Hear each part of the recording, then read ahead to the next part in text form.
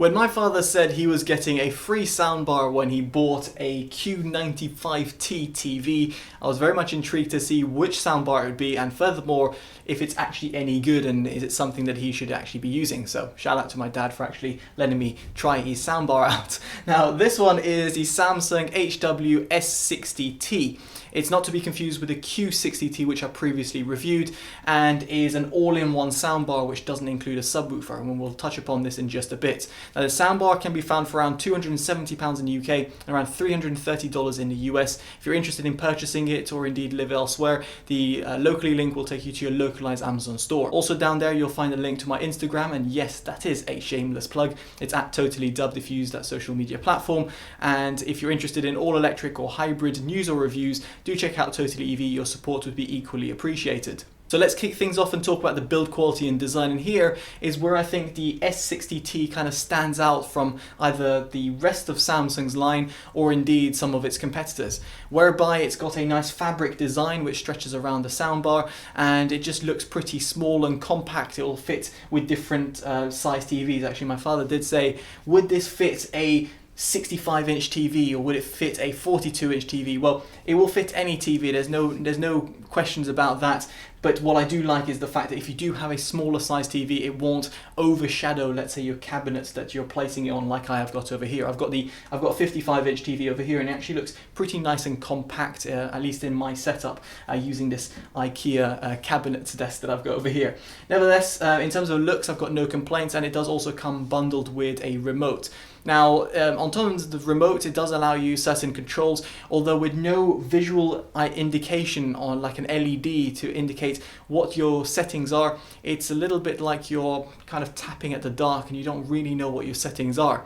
Thankfully, however, this soundbar not only has Bluetooth connectivity, but it's also got Wi-Fi. Now, why Wi-Fi is important is because if you download the Samsung SmartThings app, you can customize it to your heart's content, and I'm going to touch upon this in a separate section, but it's just nice to see this, and therefore allows you to visualize what you are adjusting in terms of, let's say, treble or EQ settings.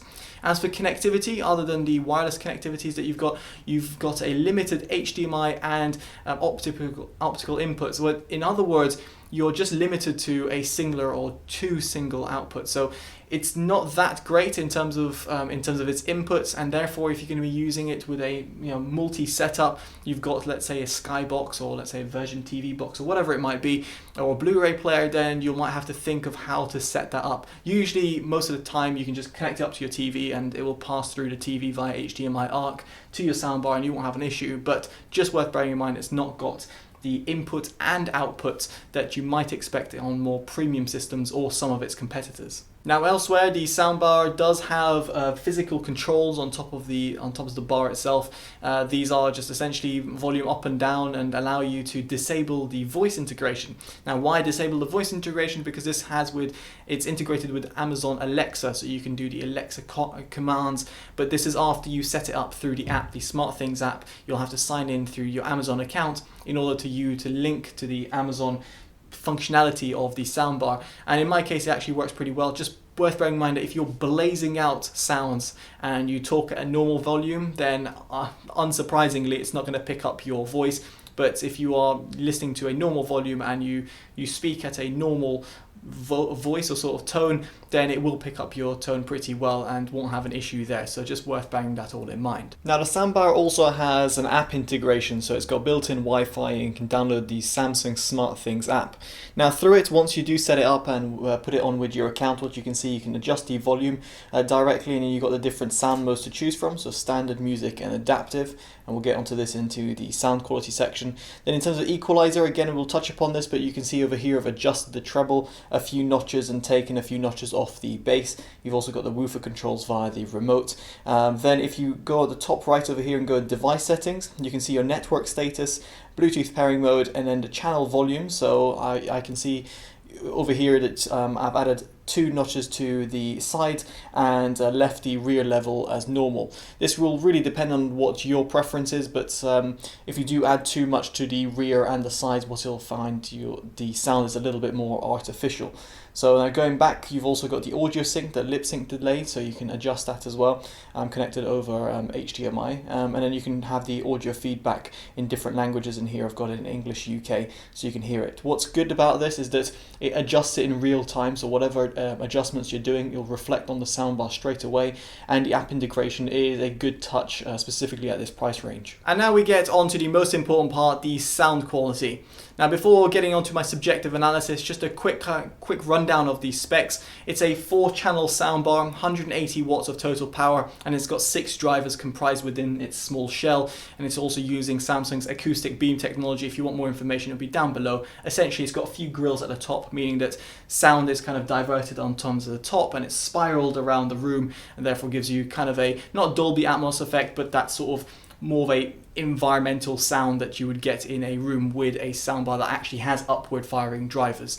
Other than that, it's worth knowing that this has Dolby Digital 5.1 support as well, but it's got no Dolby Atmos or DTS:X, but that's no surprise given the price of the soundbar, or indeed in terms of its driver configuration. Now we're going to jump into a sound demo. I know this is not ideal because it's compressed over YouTube using my microphones, but give you a little bit of a taster, and I'll be cycling through the 3 different sound modes: adaptive, music, and standard, and you guys can hear for yourself hopefully through this little clip. And this is from my friend called Priya. Her song name is called Falling. If you're interested in listening to it, or indeed subscribing, or indeed purchasing a song, it'll be down in the description below.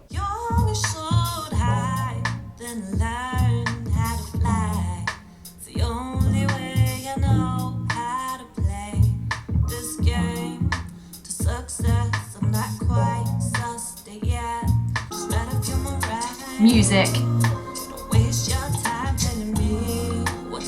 Standard. Adaptive sound.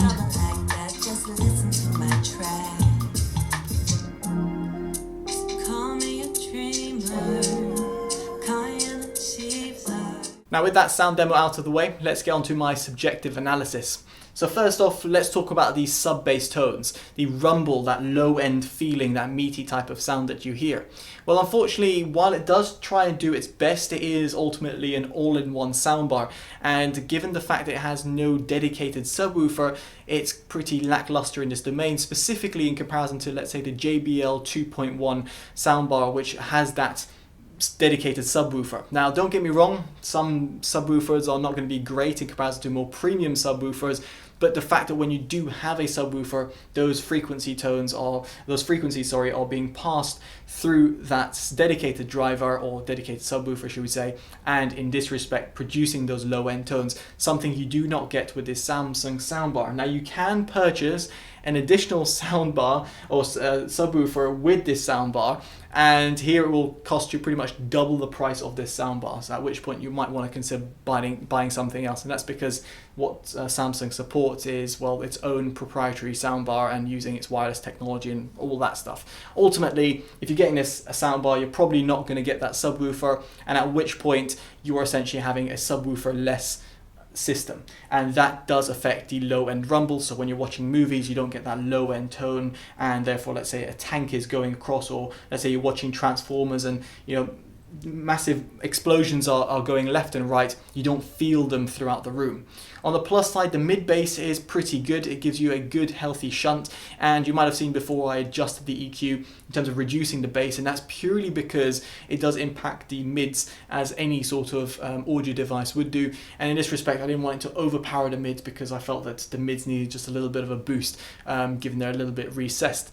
Speaking of which, well, the mids are recessed, they're a little bit pushed back, but at this price range, they're actually perfectly acceptable. If you're watching, let's say, a terrestrial TV, watching the news, or you're listening to Priya's song, for example, you can hear her vocals come out pretty well. And it's actually surprising, given that actually more expensive soundbars from Samsung itself actually have more recessed mid-range and don't portray vocals as well. This actually does a really good job, and given its price, I must say I'm pleasantly surprised, very much like I was with the JBL 2.1. As for the highs, they extend really well, give you a nice little tonality at the top end. You've got that little sparkle. If you're listening to, let's say, Bruno Mars's 24K Magic, the cymbals at the top end, they come out pretty well, and so you're not going to feel like you're missing that sort of excitement, which is often the case when you're looking at cheaper soundbars and they kind of roll off at the top end. Now, the Soundstage is what really took me by surprise. Again, very much like the JBL 2.1, I felt that here, the Samsung S60T actually does just a little bit of a better job, and that's purely because of its adaptive sound mode that you get. Now, the standard and music ones are fine, but truthfully, adaptive sound here is done really well. I've noticed it before in other Samsung soundbars, adaptive or smart mode, in the past. They're actually quite good in terms of how they adapt to what the image that you are seeing, and indeed adapt in terms of their overall frequency and how it portrays the overall soundstage. In this respect, adaptive sound is what mode I chose. Of course, your mileage may vary depending on your room setup or indeed of what you're watching, but I thought adaptive sound worked really well for the different types of contents I was watching, from YouTube videos, music videos, or indeed watching the news, for example.